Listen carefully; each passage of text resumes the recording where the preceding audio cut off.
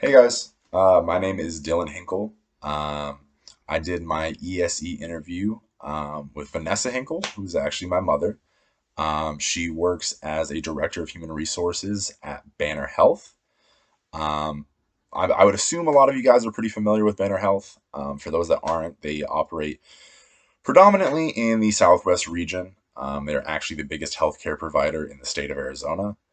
Um, so I'm sure a lot of you guys are fairly familiar with them. In terms of competition, it is pretty competitive. Obviously, there's Dignity Health, which is a big one. There's a lot of different areas of healthcare, and while at least from my perspective, I always kind of viewed it as you break your arm, you get sick, you go to the closest hospital and get it taken care of. It is a really competitive industry, and there's a lot of business aspects at play, which I never really thought about, but it was really fascinating to learn about, especially even with the COVID-19 pandemic, and kind of operating in healthcare during that time. There's a lot of interesting, complicated, strategic things going on. In her role, she dealt from small things to day-to-day issues with employees that need to be resolved, to long-term strategic decisions from the growth of the firm as a whole to dealing with unforeseen issues. So she's really has a lot of experience dealing with both big and small strategy decisions. So I thought she would really be an interesting person to interview and really get some insight into how that worked. Um, as for two factors that really stood out to me, the biggest one, or one of the biggest ones, I should say, was kind of the external factors at play. Um, there's a lot of things that can come in and dramatically change their operations and their approach to the current industry. Obviously, there's the COVID-19 pandemic. From a healthcare perspective, that was kind of the worst nightmare that could happen.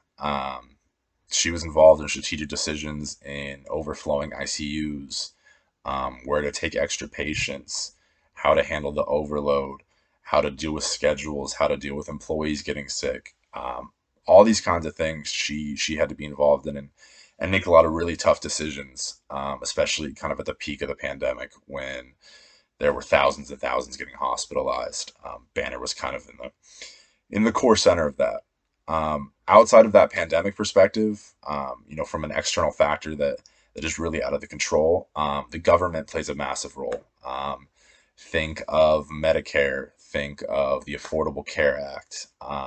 There are certain politicians that are advocating for Medicare for all. So any government regulation, any changes they make, any adjustments, create massive changes for the healthcare industry and how they operate their business because they have to adapt to these new rules and regulations that are being put in place.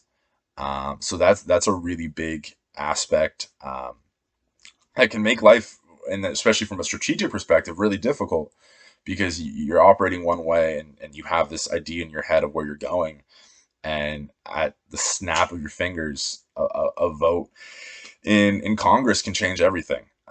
So that's definitely a really complicated external factor that can really impact, the bottom line and margins at the end of the day. So that was really interesting to kind of hear her expand on. Additionally, kind of the second thing that really stood out to me was the wide use of mergers and acquisitions in the hospital space. It is a really big deal to have all the possible technological offerings as well as hospitality offerings that you can possibly find. From an opportunity and threat perspective, if you have something that your competitor doesn't, in terms of specialized care, that's a massive opportunity and a massive competitive advantage. On the flip side, if your competitor beats you to it or has a better operation for it, that's a massive threat that's going to cut into your business for sure.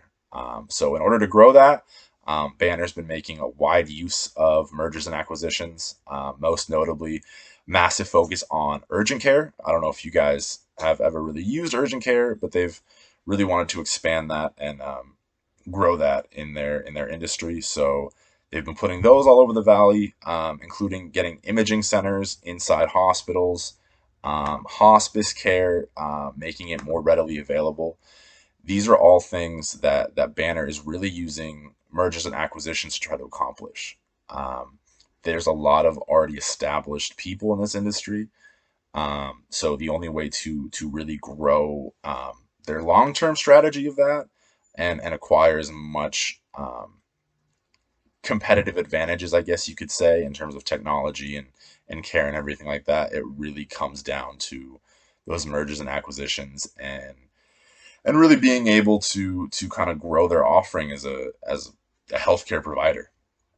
Um, in terms of what I got out of the interview, um, healthcare is quite a complicated industry. I never really looked at it as a business. Obviously, it's a very expensive business and it can be very complicated, but I always just considered it, more of a necessity than anything. But there's so much going on the business side from a long term strategy perspective. It's a really complicated thing to deal with. In terms of what's most important, I feel like this is kind of echoed throughout our entire semester. But in a lot of times in strategic decision making, especially with something like COVID-19, something that can be life or death, there really is no right answer. I know me personally, I always like to kind of think in black and white. I always think there's like one right answer that you need to get to. But especially in healthcare and for business in general, there's a lot of tough strategic decisions to be made. Um, especially like I mentioned before, like in the healthcare industry where you're overflowing with COVID patients and you genuinely do not have the resources to handle what is coming at you right now. The ability to think quickly, to be decisive, um, can ultimately end up saving lives. Obviously, this is much more business focused, but that strategic analysis, understanding the external factors at play, can make all the difference in the world.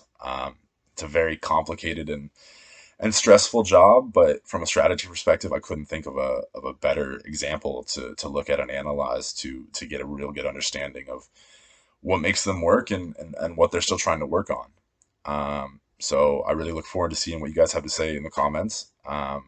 But thanks for listening to me, and I hope everyone finished their semester well.